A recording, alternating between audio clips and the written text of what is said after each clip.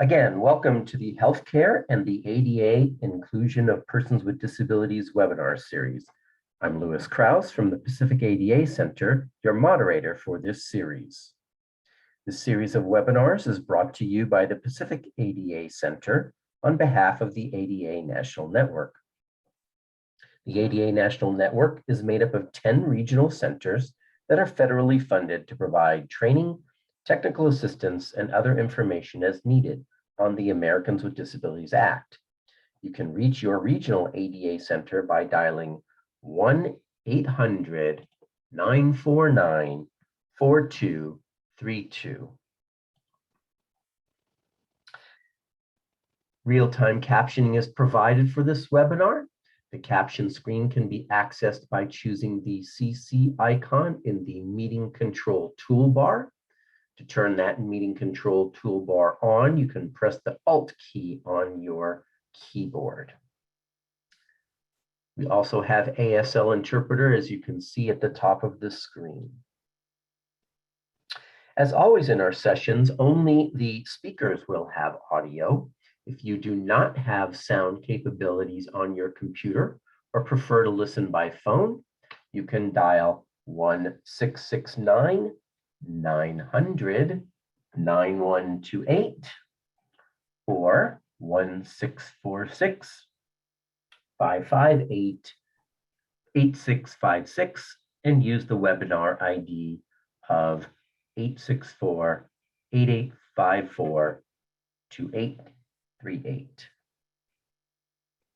And I want to note that this webinar is being recorded and will be able to be accessed on the adapresentations.org website in the archives section of healthcare area next week.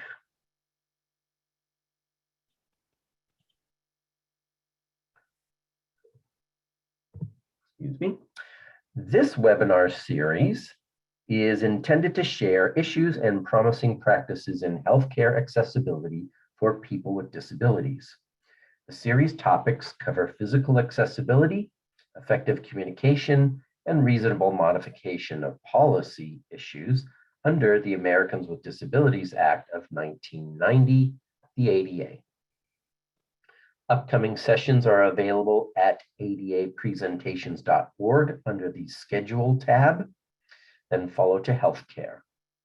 These monthly webinars occur on the fourth Thursday of the month at 2:30 Eastern, 1:30 Central, 12:30 Mountain, and 11:30 a.m. Pacific Time.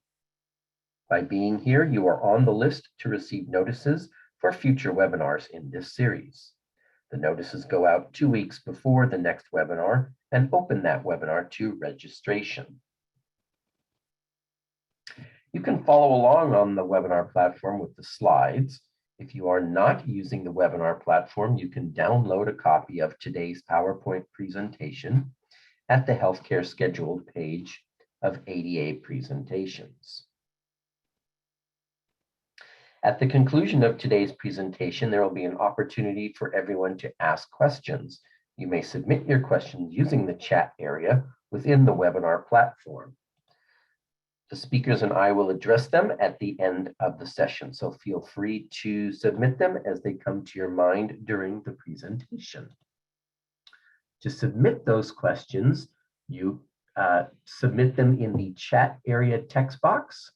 If you are using keystrokes, you can press Alt and H and enter the text in the chat area. If you are listening by phone and not logged into the webinar, you may ask questions by emailing them to adatech@adapacific.org. That's adatech@adapacific.org. If you experience any technical difficulties during the webinar, you can send a private chat message to the host by typing in the chat window. Again, to type your comment in the text box and then enter, or use your keyboard by opening the chat box using Alt and H keys. You can also email us, use it at adatech@adapacific.org, or you can call 510-285-5600 and speak to one of our technical assistants who will pass the message on to us. Today's ADA National Network Learning Session is titled Preparing Physicians to Care for People with Disabilities, Core Competencies and the ADA. People with disabilities represent over 20% of the American population. Like other marginalized groups, people with disabilities have significant health disparities and face barriers to health care. Despite the passage of the Americans with Disabilities Act over 30 years ago, healthcare providers report being unprepared and uncomfortable treating patients with disabilities. To address this training gap, people with disabilities partnered with disability researchers, health educators, and healthcare advocates to create a list of 6 essential competencies to providing quality healthcare to patients with disabilities. Addressing core disability competencies in healthcare education will prepare the future healthcare workforce to provide quality healthcare to all patients. Today's speaker is Susan Haverkamp. Susan is a professor of psychiatry, psychology, and genetic counseling at the Ohio State University Nisanger Center. She directs the Nisanger Center's Health Promotion and Healthcare Parity program. Her research focuses on health and healthcare for people with disabilities. So Susan, I will now turn it over to you. Thank you so much, Louis. I'm really honored to be here and excited to be addressing you on a topic that is so important to me. Will you advance to my slides, please? Great. Thank you.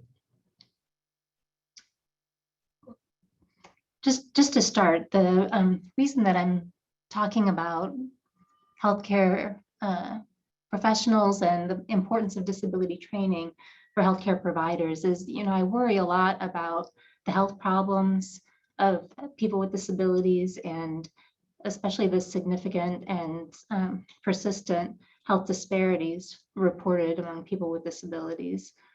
I'm really troubled to learn about the barriers to quality healthcare that people with disabilities report, and I like to be part of the solution to problems. And I really believe that to the problem of health and healthcare disparities for people with disabilities, the solution is, at least in part, one of education and training.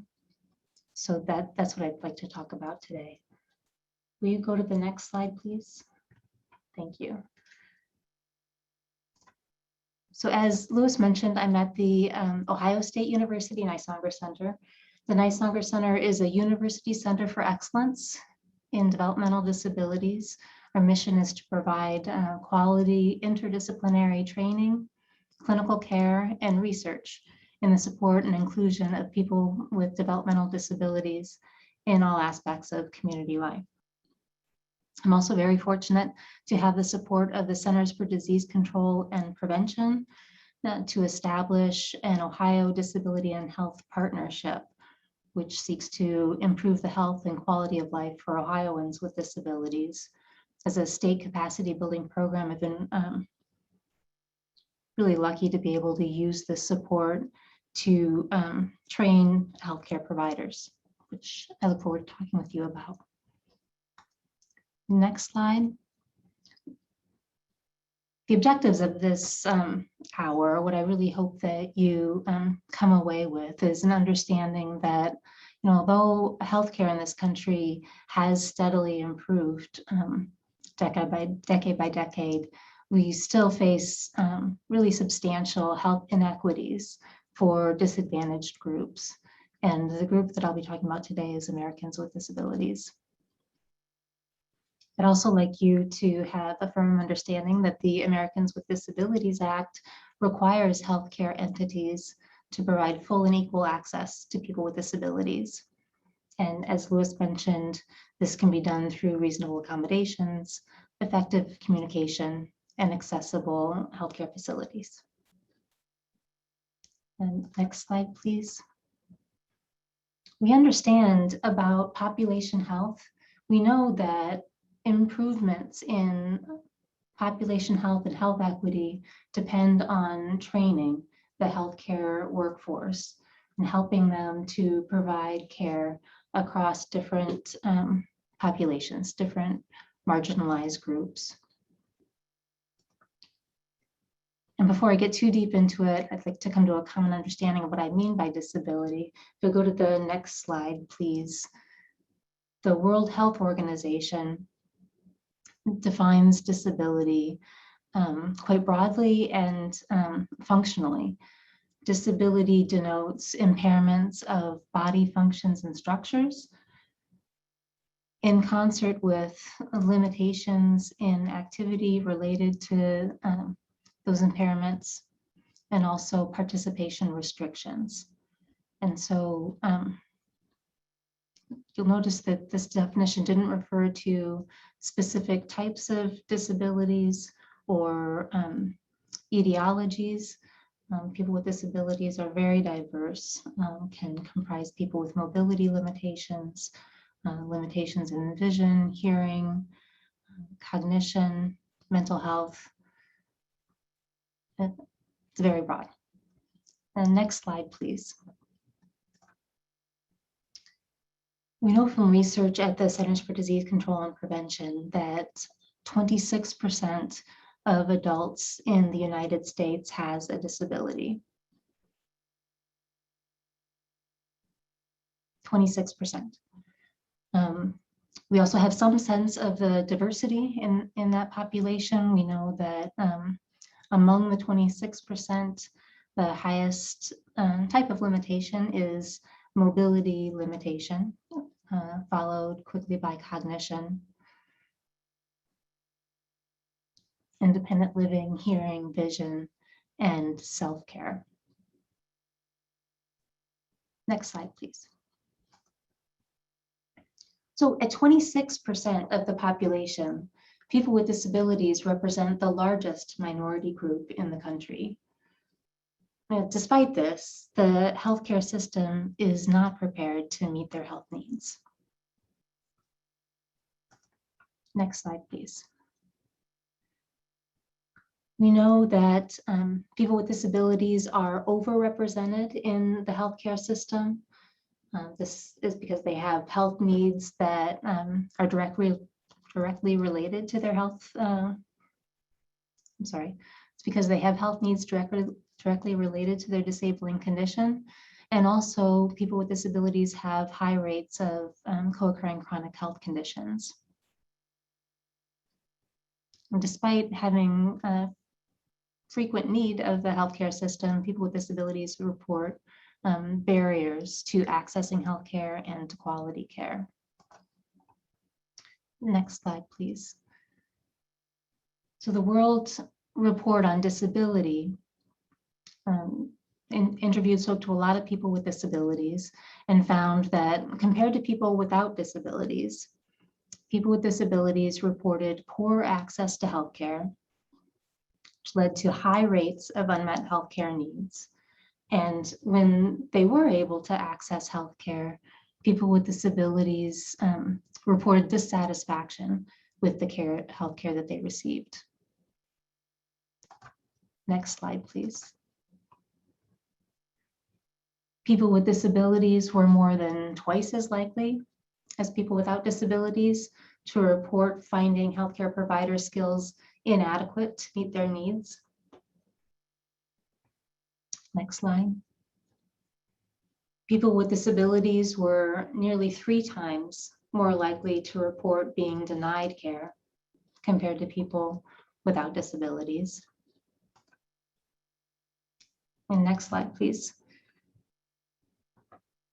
Finally, people with disabilities were more than 4 times more likely to report being treated badly, treated with disrespect by healthcare providers.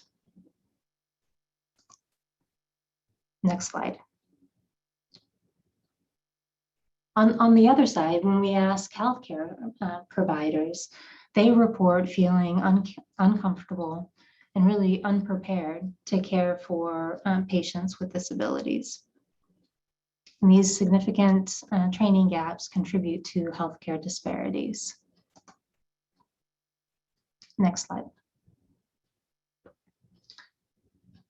We know that without disability training, healthcare providers, like the rest of the non-disabled population, tend to make certain assumptions. They have beliefs about people with disabilities that are untrue and damaging. For one, healthcare providers tend to really underestimate the size and the diversity of the disability population. They assume that they're not likely to see patients with disabilities in their practice, and therefore may not be important for them to focus on the care of people with disabilities in their training. Healthcare providers grossly underestimate the health and the quality of life of people with disabilities. And this is really important, because if one assumes that the person with disability has really minimal quality of life, they're really unhappy, pitiful, they're probably a burden to the family, to society. These beliefs, even they may be unconscious, they have to affect the healthcare provider's care in the screenings that they recommend, in the interventions that they consider, and the aggressiveness of treatment that they pursue.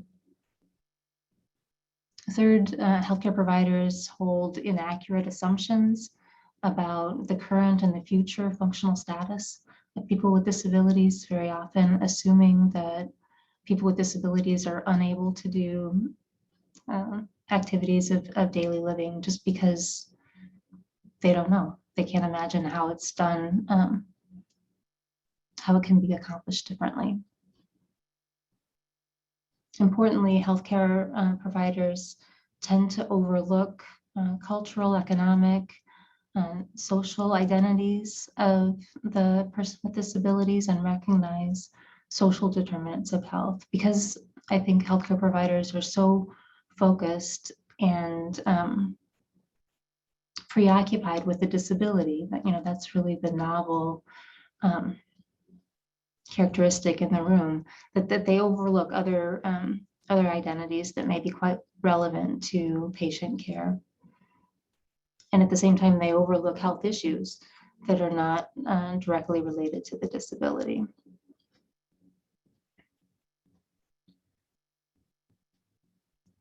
Go to the next slide. I have some kind of headlines of articles that were published recently in the last year or so. Dr. Lisa Iazzoni published a paper in Health Affairs that some of you may have seen. She found that many doctors have negative perceptions of patients with disabilities, and that those perceptions impact quality of care. Specifically, she recruited 714 physicians, and 82% of them reported that people with disabilities had a worse quality of life than people without disabilities. Only 40% of the physicians were very confident about their ability to provide the same quality health care to patients with disabilities as to patients without disabilities, which is really concerning. Obviously, healthcare providers should be confident about being able to provide quality healthcare to all of their patients. And finally, just 56% of the physicians strongly agreed that they welcomed patients with disabilities into their practices. In other studies, researchers ask physicians about their awareness of their responsibilities under the Americans with Disabilities Act. And by and large, the physicians reported that they really didn't know anything about the ADA. They hadn't learned anything about that in their training. And many of them believed that it wasn't particularly relevant for their type of practice. And so I selected these titles because I really think it underscores the importance of training healthcare providers. Next slide, please. Because healthcare providers across all disciplines, and here I'm talking about physicians, nurses, social workers, psychologists, all types of healthcare providers will almost certainly encounter people with disabilities in their practice. For this reason, it's important for every clinician to be comfortable and confident in treating this population. And this is why in my training, I really push for training at the undergraduate medical education level before students are differentiated into their specialties. And we can talk about that later. I'm looking at my screen and imagining the audience out here. I really look forward to having a conversation at the end of this hour and hearing from you. And just to make this point one more time, a physician who sees 25 patients in a day, 7 of those patients will have had a disability. Whether that disability was visible or invisible, just to make the point one more time that disability is relevant to healthcare practice. Okay, next slide, please.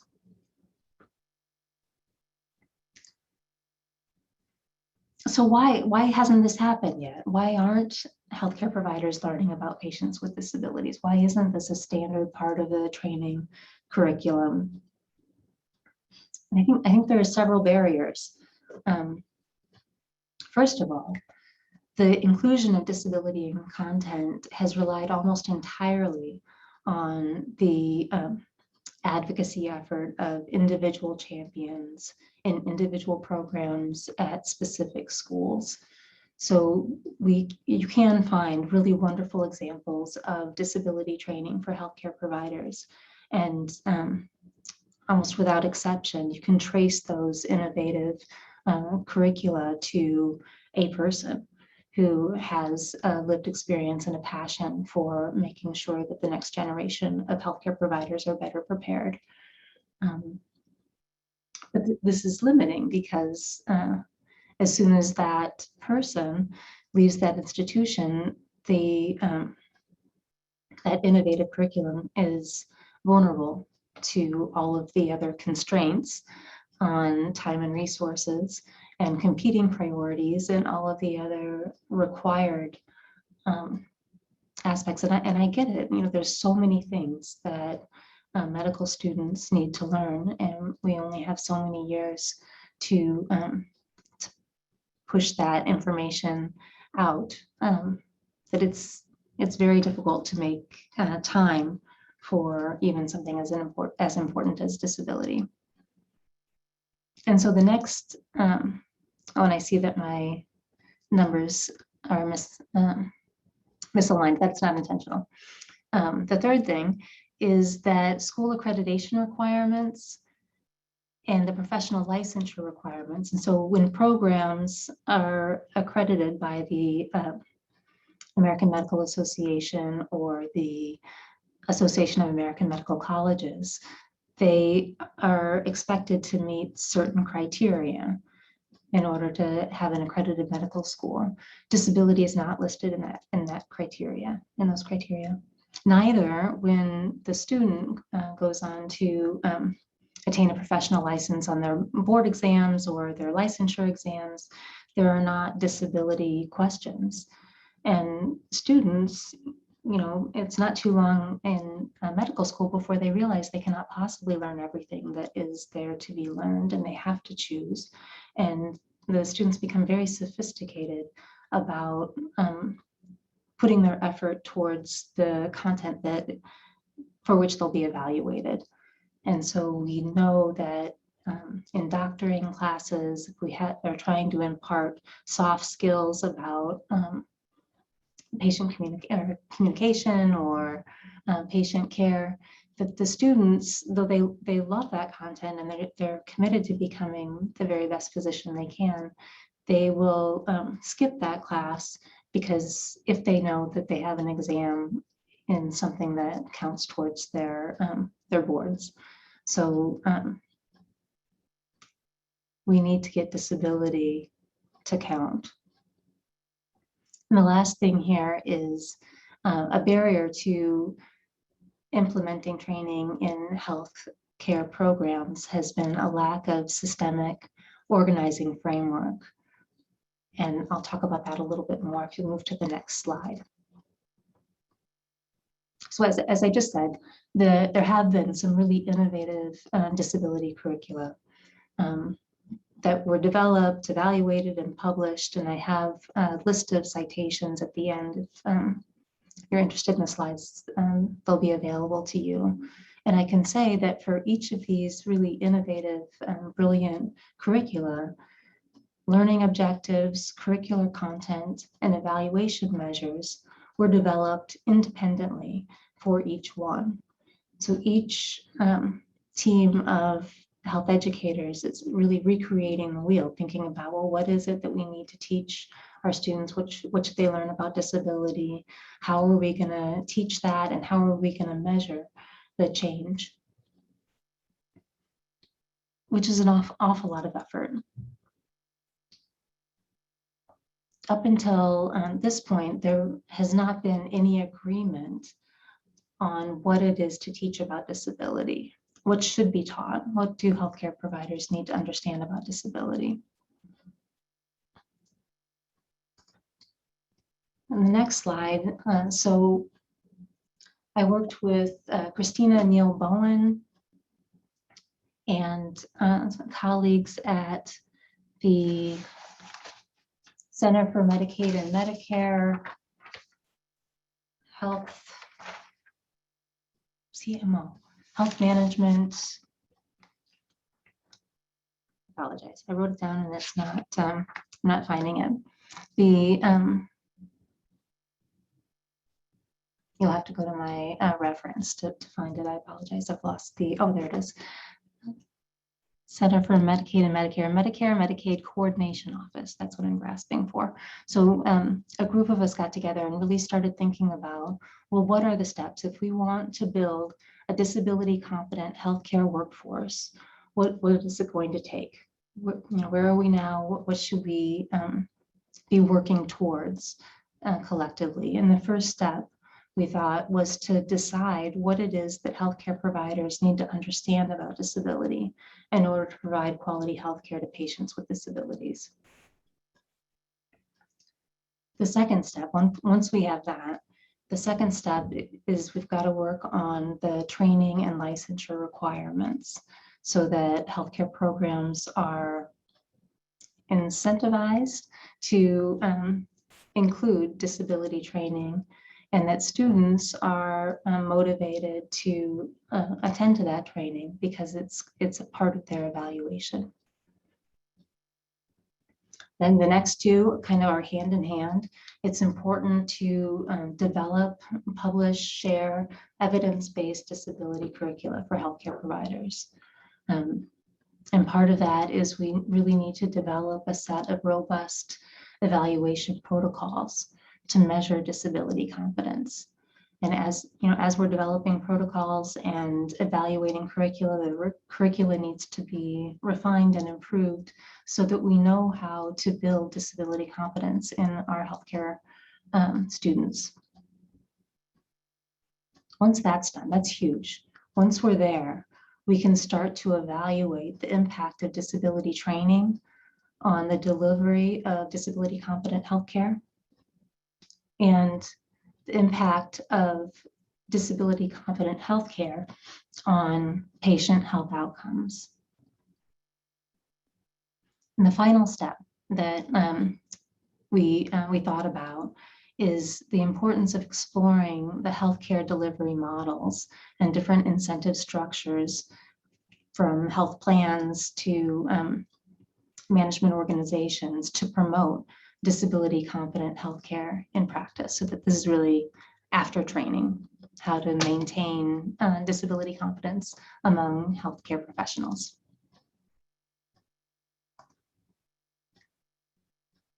Okay, next slide, please.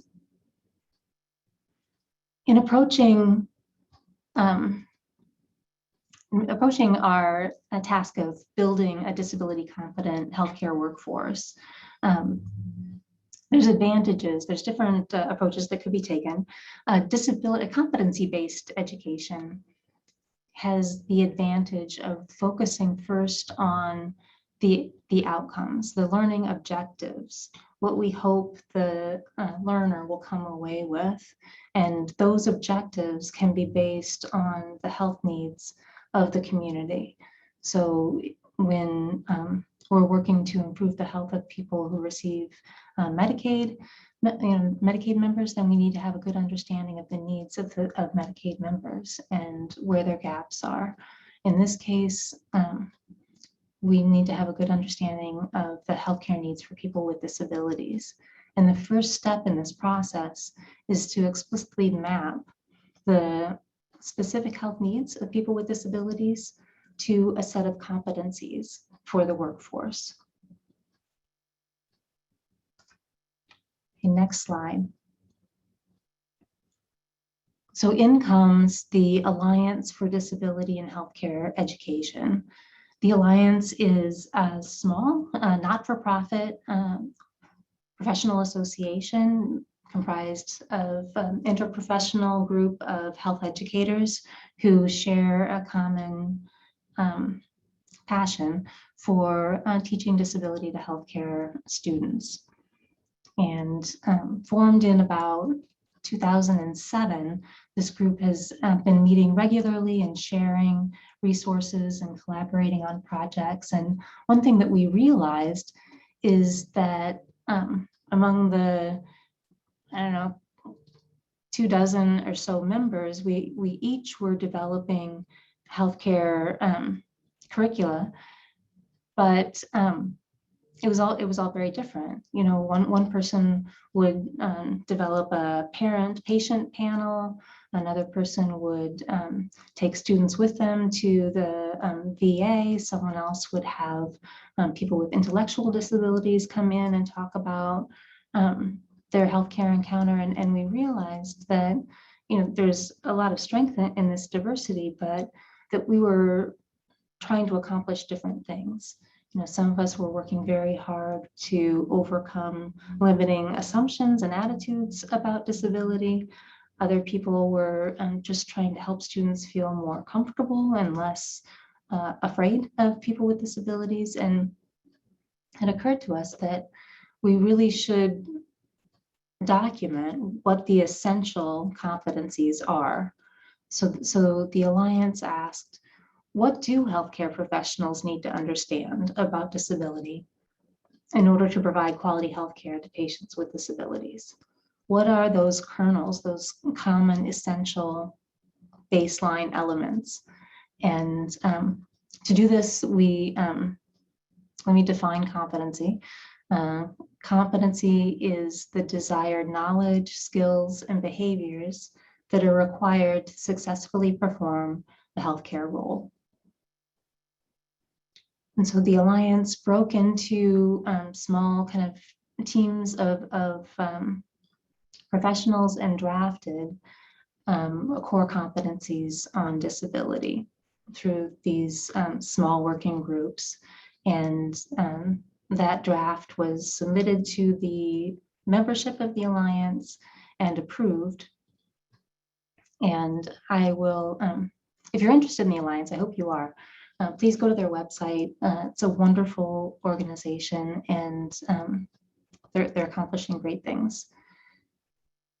Let's go to the next slide. So the Alliance came to an agreement on what the core fundamental understandings on disability were for healthcare providers. And it was a huge accomplishment. It was not an easy task, and we felt good about it.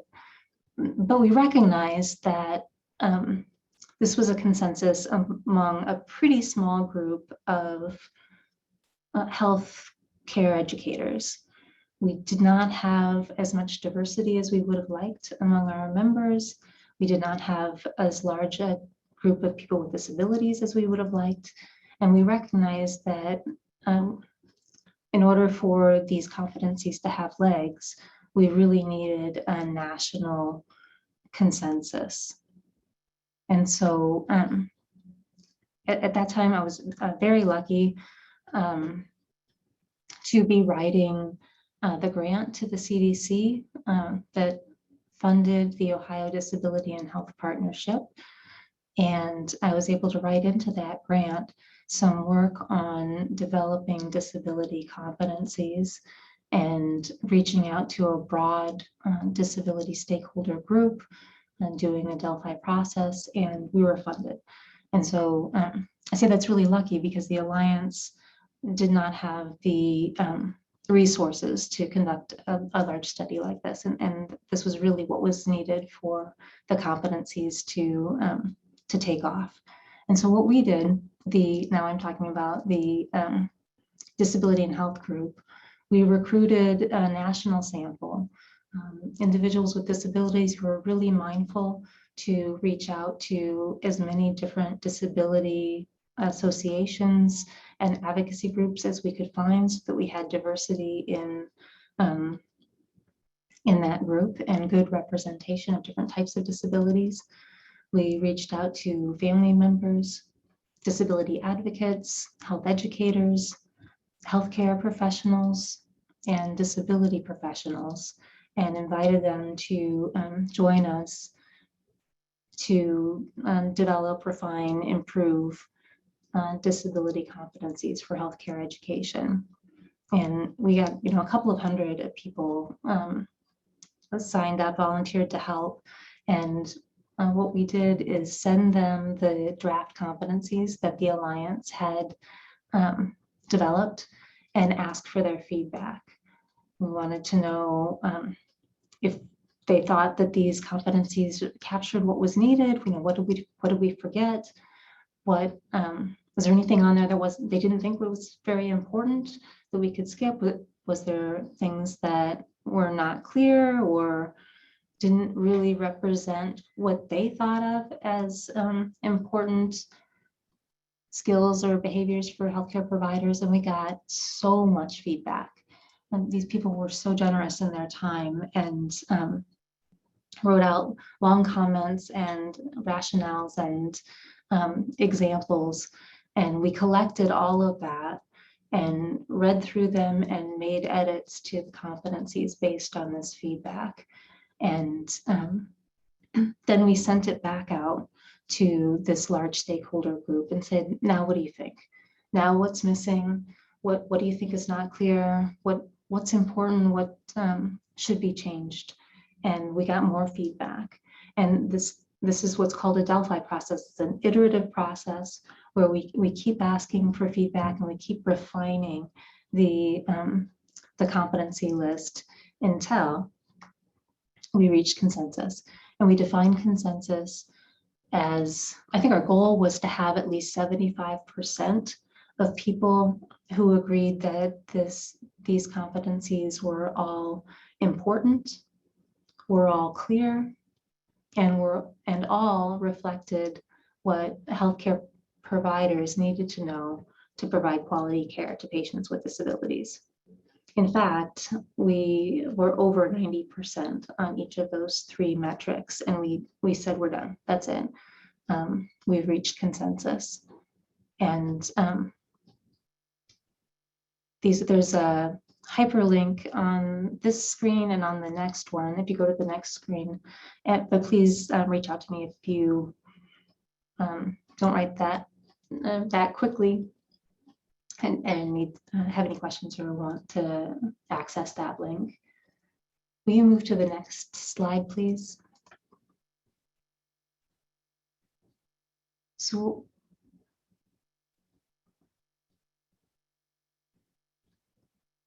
will you move to the next slide, please? Just happened right now.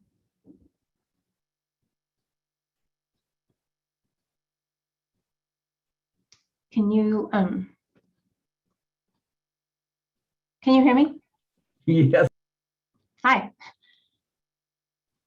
Can you move to the next slide, or is it stuck?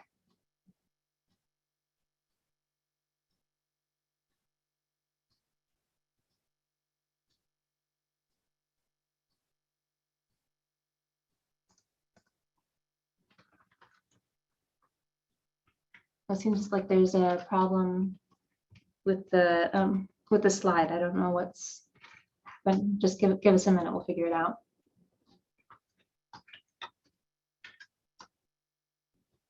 Okay, great.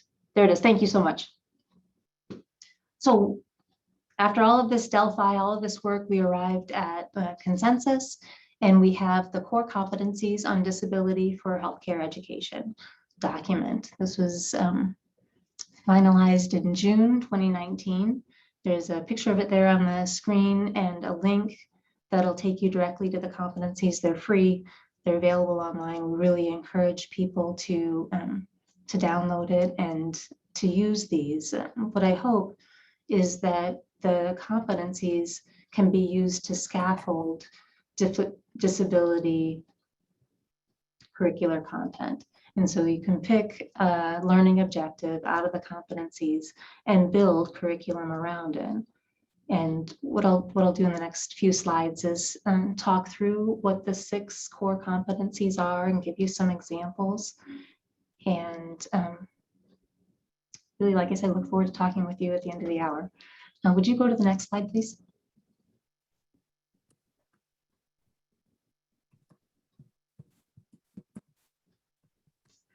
Thank you.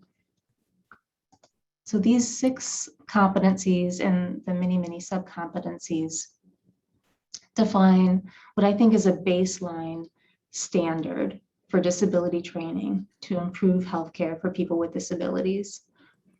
And I'll list the 6 competencies here, and then we'll go through each of them. The first is to obtain a contextual and conceptual framework on disabilities. The second one is professionalism and patient-centered care. Sorry about that. I actually had been monitoring a webinar and asked a question, then got called to ask my question while I was away with you. And so basically I just messaged them to say, but because the webinar goes through 4 o'clock. So I just said that if Oh, sorry, someone forgot to mute their line. I'm totally distracted now. Let me read the competencies again. Sorry about that. The first one is a conceptual, contextual framework on disability. The second one is about professionalism and patient-centered care. The third one is legal obligations and responsibilities. The fourth is teams and system-based practice. The fifth is clinical assessment. And the sixth one has to do with clinical care over the lifespan, and particularly during transitions. So I'll go through these. I'm going to save the legal obligations to the end because I want to spend a little bit more time on that one. Okay, next slide, please.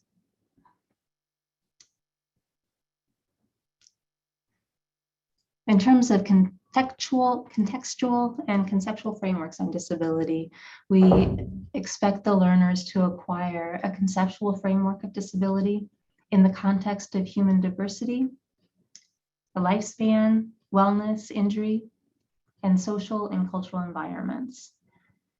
This is where we really hope to help students shift from seeing disability as an illness that should be prevented or treated.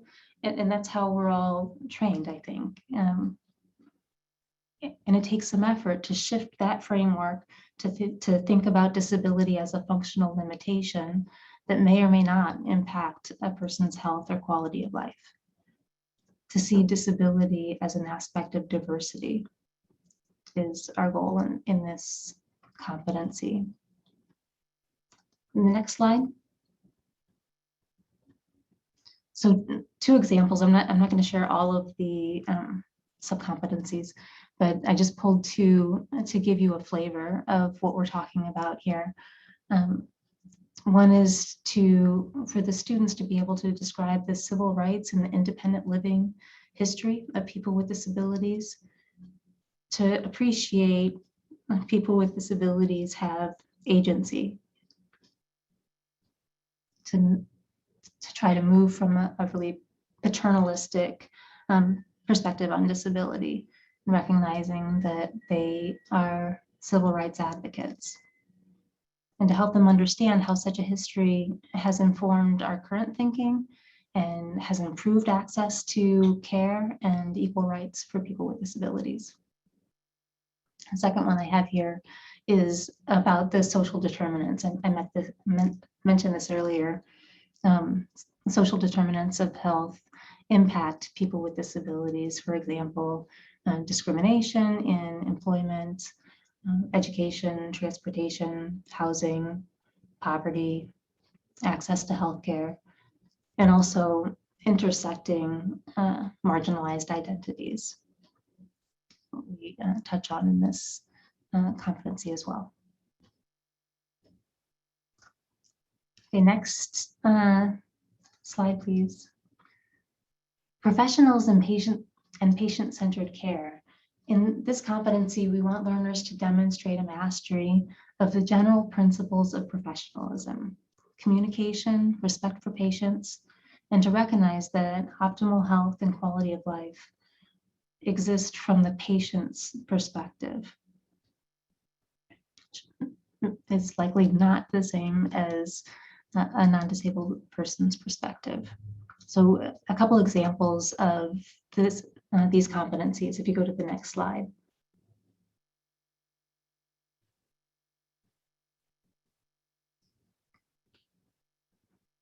Students will demonstrate communication strategies to best meet the needs of the patient, seek out and implement appropriate resources, including interpreter services, to communicate effectively, using clear language at an appropriate level of health literacy. Now, this is extremely difficult for students. They have just learned, or just starting to learn, these terms and the lexicon of medicine or whatever discipline they're in, and are just starting to get comfortable with this whole new vocabulary. And in this context, we're asking them to consider what's effective. Is bringing in your 25-cent words that you're just learning into this clinical encounter, is that going to be the most effective way to communicate with this patient or this family? And if not, let's try to reframe. Let's try to identify clear language alternatives so that your message is well understood. And so, yeah, I won't spend more time there. But recognizing that you may need to adjust your schedule to allow extra time for communication to really be effective. The second one is an interesting nuance where the student or the learner is to discuss issues of trust, confidence, and confidentiality with respect to patients who receive support with personal care during a healthcare encounter. So if the patient comes to the healthcare encounter with an attendant or with a family member, it's important for the learner to recognize that that patient still has a right to privacy, and it's up to the patient to decide whether the attendant or family member stays in the exam, during the exam, or when the diagnosis and recommendations are given. So I think it's the point of this competency is for the learner to recognize that nuance and appreciate the rights of the patient. Okay, next slide, please. Teams and system-based practice is particularly important for patients with complex healthcare needs and patients with disabilities. For this, the learners will engage and collaborate with team members within and outside of their own discipline to provide high quality, interprofessional, team-based healthcare to people with disabilities. Okay, next slide.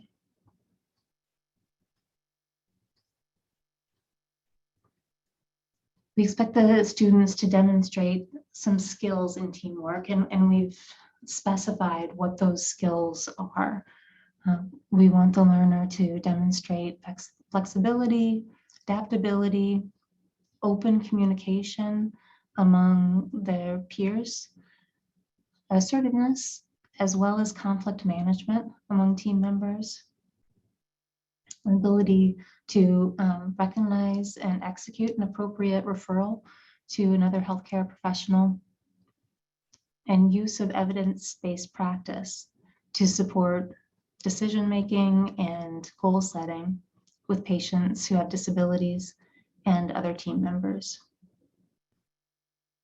A focus of the teams and system-based practice competency is the importance of keeping the patient with the disability at the very center and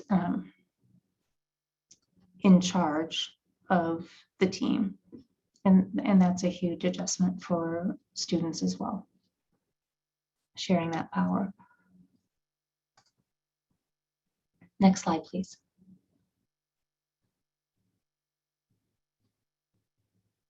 Thanks. Clinical assessment. We know that good clinical management requires that accurate and relevant information about the health and function of patients with disabilities is assessed and viewed in the context of that person's life activities, their goals, and their interests. It's important to be able to competently assess the person's health and their function, but it's also important to consider the patient's language, race, ethnicity, sexual orientation, gender identity expression, health literacy, and other cultural factors in the clinical assessment. Next slide, I have a couple of examples. So the learner will respond competently to a patient's language, race, ethnicity, sexual orientation, gender identity expression, health literacy, and cultural factors. So responding competently, the student will demonstrate an awareness of and adjust their behavior to express sensitivity to individual differences. The second one here is apply strategies and supports that could be used in a healthcare setting to accommodate patients with functional limitations. So recognizing the types of supports and changes that may need to be made to accommodate patients with different functional limitations. Okay, next slide, please. Clinical care over the lifespan and during transitions. Okay, we know that patients with disabilities may need supports and accommodations to benefit fully from clinical intervention. Transitions across the lifespan may be similar and yet may differ in some ways in terms of opportunities, needed supports, or services for people with disabilities. For example, you may have heard a lot about the transition from pediatric to adult care, which for patients with disabilities is fraught. I'll just say it's much more difficult. For many disabilities, they're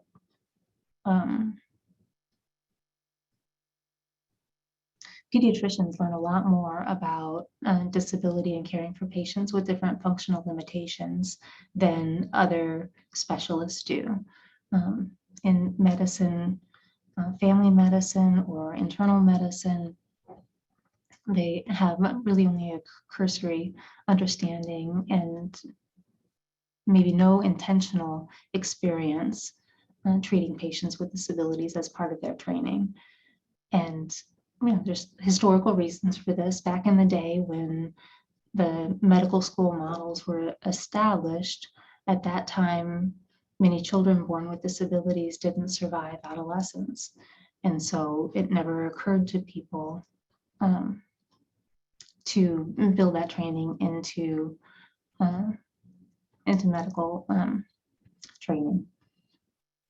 But the result is that as children age out of pediatric practice, they find it extremely difficult to find an adult healthcare provider who has experience with caring for patients with disabilities, who is willing to accept them as a patient. And so that particular transition is very difficult for people with disabilities. But not to mention other everyday transitions, graduating from high school, moving out of the home for the first time, getting married, having children, retirement. Every transition can have health implications and access implications that may be 1 or 2 steps more difficult for patients with disabilities. So the next slide, please. A couple of examples of competencies under this one. Learners will tailor recommended supports and interventions to the patient's cultural beliefs and values, to their time, resources, and to their preferences. They will be prepared to propose constructive solutions to possible conflicts between a patient and their caregivers, in the case of youth, and between the patient and other professionals about their goals and treatment decisions. Second, they will demonstrate skill in identifying, coordinating, referring to, and advocating for access to community and healthcare resources that are needed to support the treatment plan objectives. Okay, next slide, please. Now I'd like to talk a bit about legal obligations and responsibilities. It's important, it's really critical for learners to understand their legal requirements for providing healthcare in a manner that is, at a minimum, consistent with federal laws, including the Americans with Disabilities Act, or ADA, the Rehabilitation Act, and the Affordable Care Act, to meet the individual needs of people with disabilities. Next slide, please.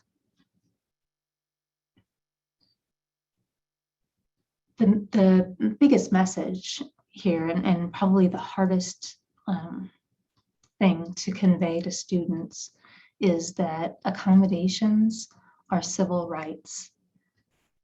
It's not merely the right thing to do. So often a learner or a healthcare professional will feel like they're being generous and doing a favor by making an accommodation for a patient. And you may even hear things like, well, I moved the chair so that she could have her wheelchair and it wasn't in everybody's way, and she didn't even say thank you. Well, they don't get it, right? It's because they are thinking that they are extending themselves. It's a generosity that they're doing a favor for people with disabilities. They haven't shifted their thinking to healthcare as a human right. People with disabilities have a right to equal access to healthcare, and the chair shouldn't have been there in the first place. Probably the woman for whom you moved the chair was humiliated that you had to come out and move things around, rearrange the furniture on her behalf, and would have much preferred that the waiting room be accessible when she arrived.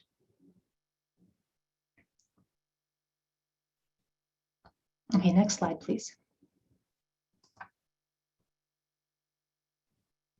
Okay, without training, doctors and other healthcare professionals really believe that a doctor who doesn't specialize in disability really doesn't have to learn that much about, I'm not going to specialize in rehab medicine, so I don't really need to learn this. Or, well, no, I don't specialize in your specific disability, so I don't have to take you as a patient. No, that's not true. That's wrong. They assume that if a patient wants a sign language interpreter, then they'll bring one themselves. They'll make the arrangement. They know how to do that, and they'll pay for it. No, that's not what the law says. And many healthcare providers assume that the Americans with Disabilities Act is not their responsibility, because maybe they're in a small private practice, or maybe they lease space, they don't own the building, and so they assume it's somebody else's responsibility. And it's so very important for learners to understand that these things are not true, that they do have these responsibilities, and not only they must, but to understand why they should, why it matters to provide equal access to all patients. Next slide, please. So the ADA, as I'm sure most of you know, requires that healthcare entities provide full and equal access to people with disabilities. This can be accomplished through reasonable modifications of policies, practices, and procedures, through effective communication that makes communication in all forms easily understood, and through accessible facilities. Next slide. I'll take a minute to talk about communication, because a lot of questions come up in this space, and it's a huge barrier for many people with disabilities. Providers must ensure that communication with patients who have hearing, vision, and speech disabilities are as effective as communication with other patients. And providers must provide a qualified sign language interpreter for patients who request this. For a patient with low vision, providing a qualified reader for written communication, and providing post-op discharge instructions and medication management in large print or virtually as the patient desires. And digital accessibility is also required. More and more, we get our information from websites and digital media, and it's the healthcare entities are responsible for making sure that this information is accessible.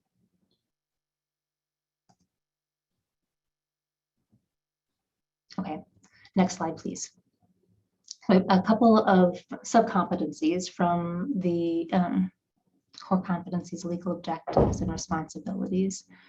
Learners will identify the physical access requirements, for example, accessible exam table, mammography equipment, etc., of the ADA, Rehabilitation Act, and related laws and policies that apply to health and the provisions of healthcare. So we'd like the students to think about the practice that they're familiar with, and recognize the barriers that may exist in that space, and what the law says about changes that need to be made to become fully accessible. Secondly, ensure that healthcare providers and support staff members are trained to provide services that meet the needs of the patient with disabilities.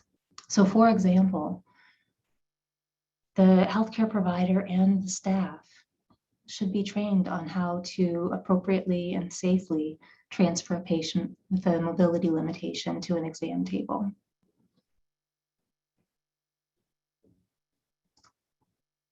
Okay, next slide, please. I have some examples of accommodations that, for the most part, are not expensive. I think everyone always thinks about, oh my gosh, I have to remove walls or do heavy construction. It's going to be so expensive. Most of the time, most accommodations are really not costly or even time intensive. It does require a change in thinking and a greater awareness. So the first one here, when appointment scheduling, ask all patients if they require any accommodations or any assistance to fully participate in care. Note their response in the chart so that you can plan for future care. Secondly, giving an early appointment or just after lunch appointment to a patient who has difficulty waiting, gets nervous in the waiting room, and allowing that patient to go directly to the exam room instead of hanging out for a while and waiting in the waiting room and then going to the exam room and waiting longer. For some patients, it's much better if they can be escorted directly into the exam room. Assisting a person with a mobility disability onto the exam table or helping them position for a radiography.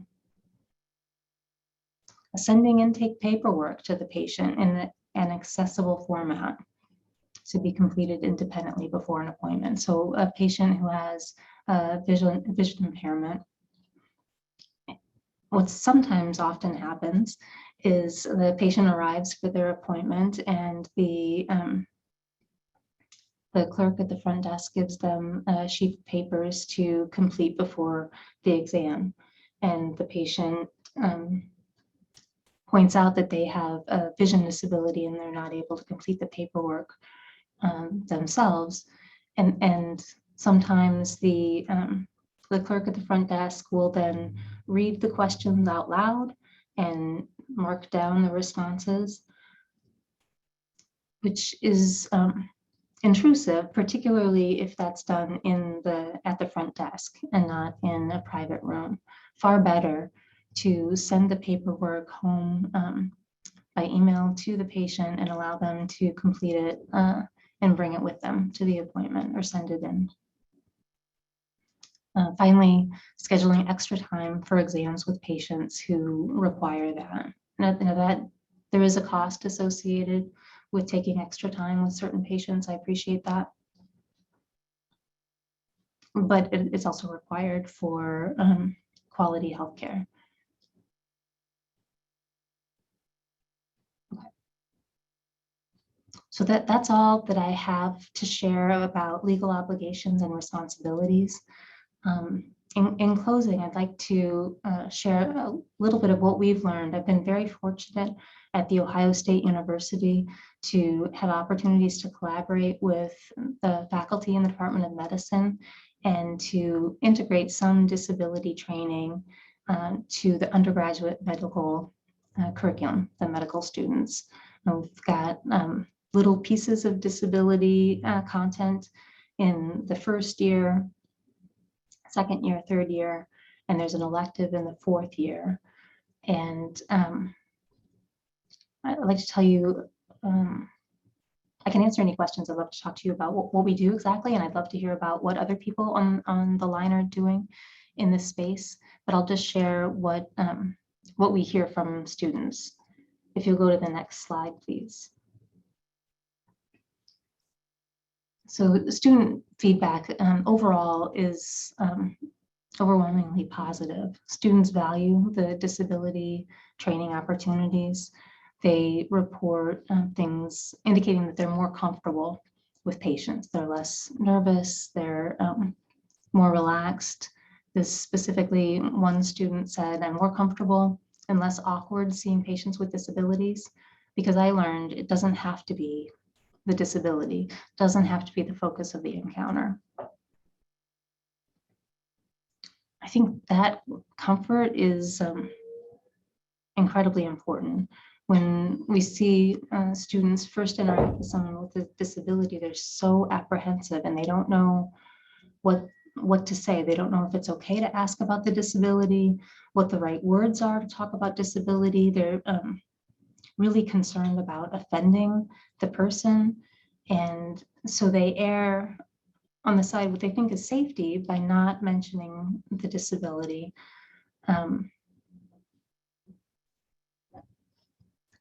But then they miss important information that is critical to healthcare. So I think that the comfort, just allowing students the space to slow down and get outside of their head a little bit and to talk to the person as a person, I think is huge. Next slide, please. I mentioned before about the assumptions that healthcare providers make. And I think one really important outcome of disability training is to challenge these assumptions and to change them. The student said, I think it's easy to make certain assumptions, whether consciously or subconsciously, about people with disabilities that can only really be dispelled by interacting with individuals with disabilities. I completely agree there. Next slide, please. And finally, increased understanding of the disability experience. The student said the best takeaway that I had from the encounter was that people with disabilities want their medical concerns to be addressed in a direct and straightforward way, just like any other patient. I think many of the students commented on the kind of matter-of-fact approach to disability that many of the people with disabilities exude, and they were surprised by that, and I think appreciated it. Okay, next slide, please. Although we won't go into detail about the disability training that we offer, I will say that I believe it's absolutely critical to have people with disabilities on the training team as instructors, or at least to give learners the opportunity to talk to and get comfortable with people with disabilities. Okay, next slide. I'll share just a few disability resources for healthcare providers that I've come across and particularly like. If you all know of other things that aren't here, please share them with me. The Alliance for Disability in Healthcare Education is collecting resources and trainings to make them available to more people, and I would love to have more to share with them. Next slide. So these are fact sheets that specifically address legal rights and responsibilities for healthcare entities and providers from the ADA National Network. There's a really nice one from the Pacific ADA Center, our host today, and the US Department of Justice has several that are really helpful and clear. Next slide, please. The CDC has wonderful disability information, and they have a, I didn't cite it here, but the Disability and Health Data System is a free, what is it? It's a portal where you can access data and even compare people with disabilities to people without disabilities on the behavior risk factor surveillance survey data across all 50 states. It's brilliant. The American Foundation for the Blind has a really wonderful checklist, and I'll mention them again. I just saw their training. It'll be on the next slide. I recommend that. And AMA has a really nice fact sheet as well. And next slide. These are training, online, asynchronous, free, really nice training. The SUNY Upstate has a beautiful disability integration toolkit with cases and trainings. We here at Ohio State University Neiswanger Center have 2 trainings. They're each an hour long, and they're available for continuing education credit. Here's the American Foundation for the Blind. They have a series of 2 trainings. They're really nice on caring for patients who have vision impairment. And finally, this is kind of a short training. It's a really nice video called Mark's Story. It was produced by the CDC. Okay, next slide. So I believe that we can improve healthcare and health for people with disabilities through training. And I think the next step that I hope that we'll all join together to work towards including disability competencies in professional standards for accreditation and licensure. Last slide. Thank you very much. Really appreciate your time today. It's a great opportunity for me to be with you, and I'm excited to hear. I've seen things go by on the chat, but I can't multitask. And so I apologize if I've ignored people, and look forward to your questions. Thank you. All right, thank you so much, Susan. Really appreciate it. It was a wonderful presentation. And you didn't really need to multitask, because now is the time for everybody. If you haven't put your questions into the chat room, now's the time to do it. And we're going to go over them together right now. Pardon me. So let's start. I do want to point out that the first couple, and I'm going to read them, I believe they are sort of affirmations of what you were saying at the very beginning about the experience of people with disabilities in healthcare. And so let me go over them, and then if you have a reaction to them, you can have one, and you can tell us about it. First one is, my PCP, I think primary care physician, referred to me as wheelchair bound. He said that's what they taught him in school. I educated him. The next person, the next person said, did these healthcare providers do anything to increase their ability to care for people with disabilities? And the third person said, doctors have no idea of the great quality of life many of us enjoy. So I don't know, those, I just wanted to give you those kind of affirmations about what your whole need point you were making at the beginning. So I don't know if you want to add to that. Those comments. The first one, I'm so glad that you educated your healthcare provider about respectful language. I'm not surprised. He may well have been taught that language in his training. I think that the next big task for us is to develop professional development training for health educators. As we're trying to develop disability content for students, it's important to bring along the faculty with them.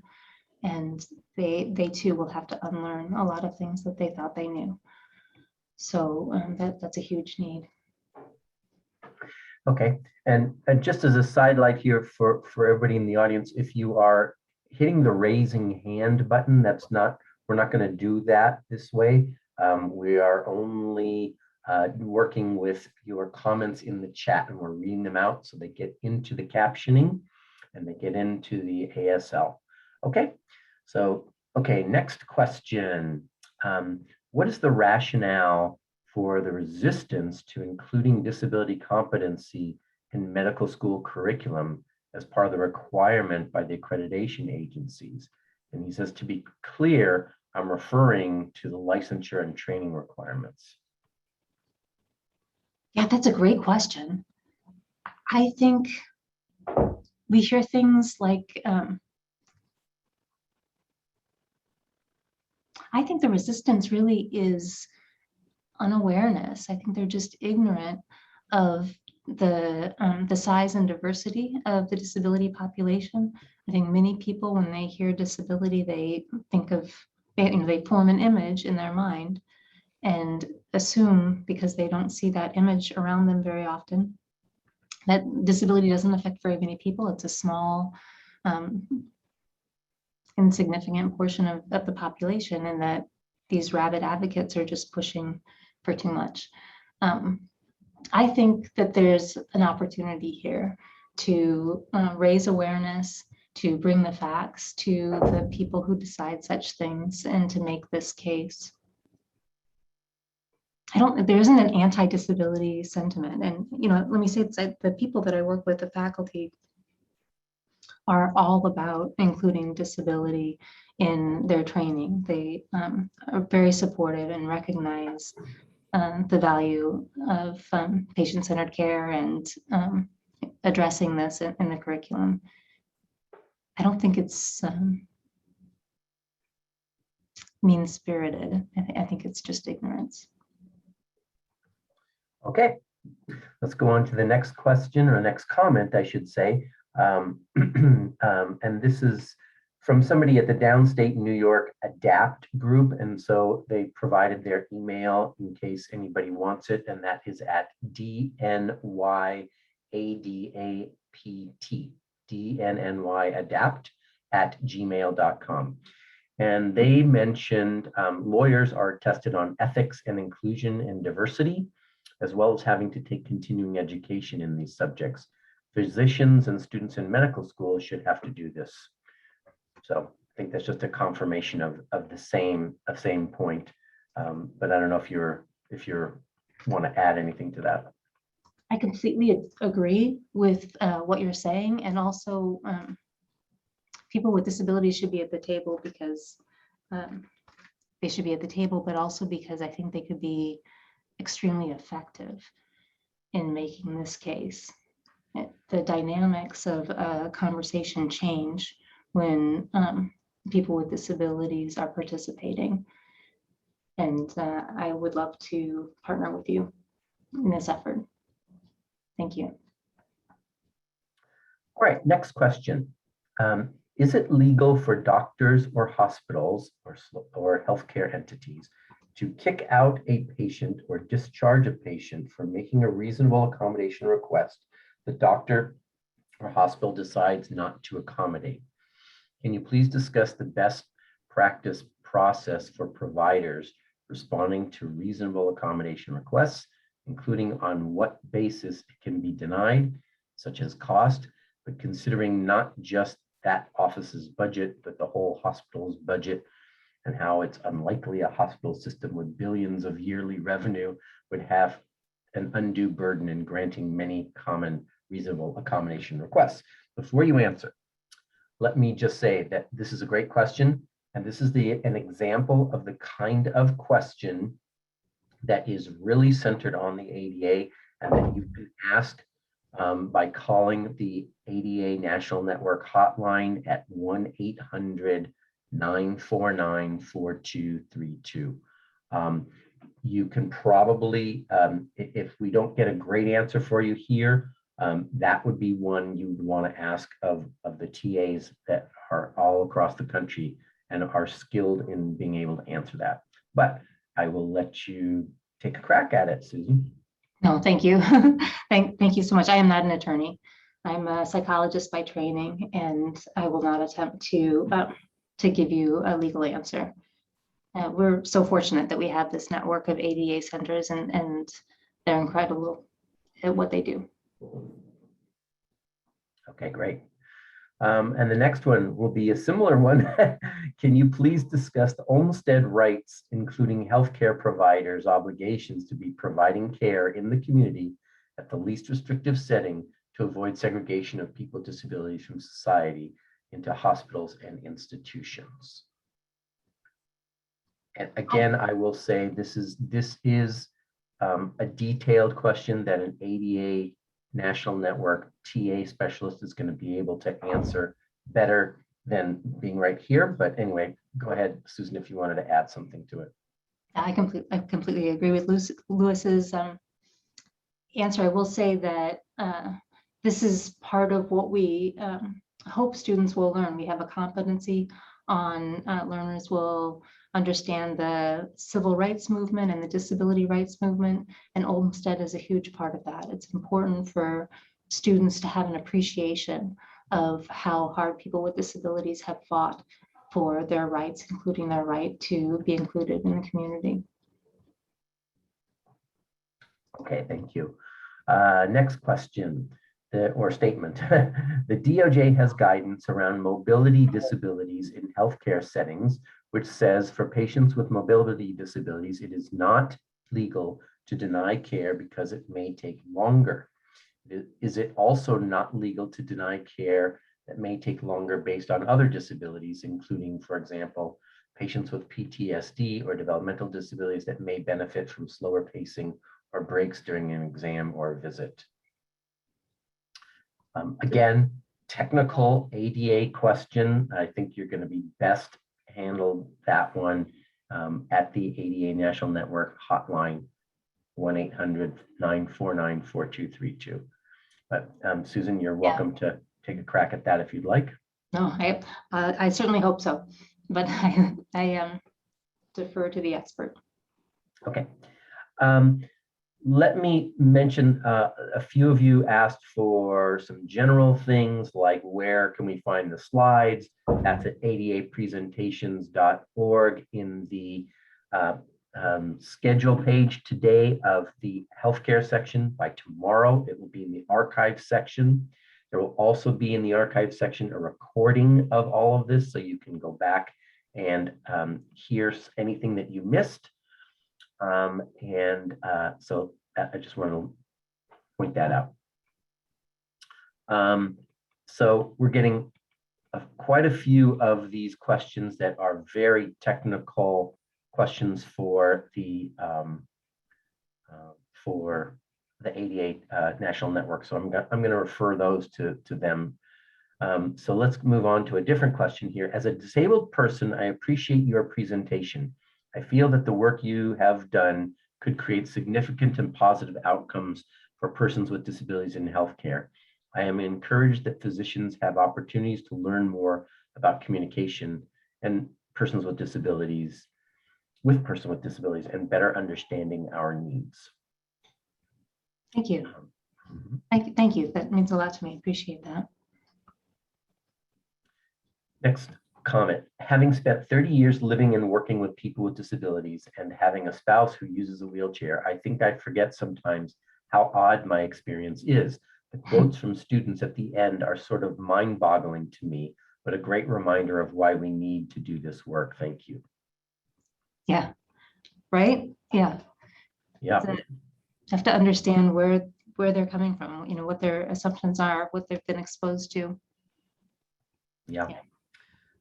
Okay, the next one. In your implemented curriculum at OSU, or just generally, how do you recommend increasing med student exposure to people with disabilities? Is face-to-face time somehow implemented within your medical training curriculum at OSU?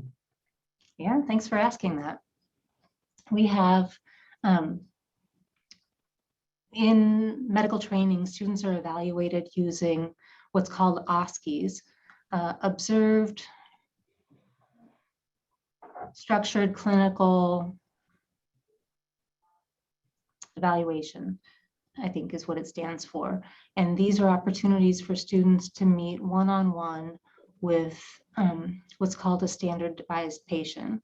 What standardized patients are actors who are given a script. They portray a patient who has certain symptoms, a certain health history that they convey to the student, and the student is tasked with interviewing them, usually trying to assess their symptoms and recommend diagnostic tests. What we did was we recruited a lot of people with disabilities to serve as standardized patients. And this is a great opportunity for them because standardized patients are well paid through our medical school. I think the rate is $20 per hour. And they come in and meet with students one-on-one. The scenario that we're using, the patients don't portray symptoms. The students are just asked to conduct a basic social history and medical history with the patient. They have 20 minutes to interview the patient, and then they take a break, and the patient is able to give feedback to the student on whether the encounter was comfortable, whether they felt respected, whether they thought the student skipped over any important aspects of their social history or healthcare. And then after that feedback, the students go into kind of a debrief room so that all of the students, we have about 12 students at a time who simultaneously do these encounters. They all go into a room for a debrief with a faculty member, and we answer their questions, give them more information, that kind of thing. That experience has been really profound. I think maybe all of the quotes that I shared with you are from students who had just completed that experience, and we're able to take some time and really talk to a person with a disability. Okay, thank you so much. I'm just wanting to break in here because I realize it is past the top of the hour and I want to respect everybody's time. So we realize that many of you may still have questions for Susan, and apologize if you didn't get a chance to ask your question. For all the ADA questions, please contact the Regional ADA Center at 1-800-949-4232. If you want to ask Susan a question, Susan, why don't you go ahead and put your contact information in the chat window if you would like to receive any of those questions. For the rest of you, you will receive an email with a link to an online session evaluation. Please complete that evaluation for today's program, as we value your input and want to demonstrate its importance to our funder. We want to thank Susan today for sharing her time and knowledge with us, and a reminder that today's session was recorded and it will be available for viewing next week at adapresentations.org in the archive section of healthcare. On our next webinar, we will be hosting another webinar in October, and we hope you can join us. Watch your email 2 weeks ahead of time for the announcement of opening of registration for that webinar. Thanks for attending today's session, and have a great rest of your day. Bye-bye. Thank you. Bye.